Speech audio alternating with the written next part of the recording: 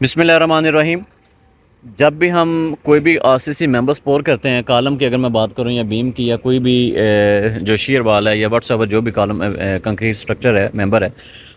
तो उसके पोरिंग के लिए तरीकाकार ये होता है कि जो हमारे रिंग्स होते हैं उसके बाहर हम concrete clear cover concrete provide करते हैं। अब कॉलम में 1.5 इंच चारों साइडों के ऊपर जो क्लियर कवर आता है, क्लियर कवर आमतौर पे लेबर ये प्रैक्टिस जब करती है तो वो होता ही है कि जब कॉलम पोर करते हैं टॉप पे जाते जाते तो क्लियर कवर जो है वो कहीं से कम हुआ होता है, कहीं से ज़्यादा हुआ होता है। नतीजतन ये है कि जो कॉलम की अपनी कंप्रेसिव स्ट्रेंथ है वो उन चीज़ों सारी चीज़ों के ऊपर और जो स्टील रिइंफोर्समेंट की कोरोजन है, इन इश्यूज़ इस तरह के इश्यूज़ हैं वो पैदा होते हैं। तो उसको काउंटर करने का बेहतरीन तरीकाकार ये है कि आप टॉप पे एक रिंग बांधें जिससे ये बांधा हुआ है पोर करते वक्त, और उसके पोर करने के लिए ये है कि इसमें थोड़ी सी गलती है कि इसको नीचे होना चाहिए था, लेकिन ये जिस हिसाब से इनके रिंग्स आ रहे हैं उस हिसाब से इन्होंने कर दिए हुए।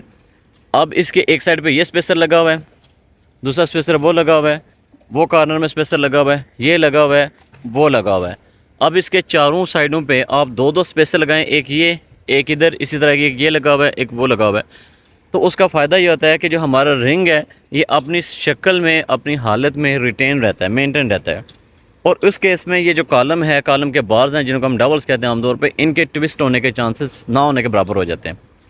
तो जब भी आप कंक्रीट पोर करें, कंक्रीट पोर करते वक्त कॉलम के टॉप पे, साइडों पे, नीचे बॉटम पे, हर जगह पे बांधें, लेकिन टॉप पे स्पेशली आके अपने जो स्पेसेस हैं उनको प्रोवाइड ज़रूर करें। इस रिंग के साथ बांधें, सरिये के साथ नहीं, इस रिंग के साथ बांधें। ये अब तरीक़ाकार ये होता है कि इसमें सरिया भी आ जाता है, रिंग भी आ जाता है, दोनों चीज़ें साथ अटैच हो जाती हैं ताकि इस तरह के जो कवर के इश्यूज़ हैं उनसे बचा जा सके।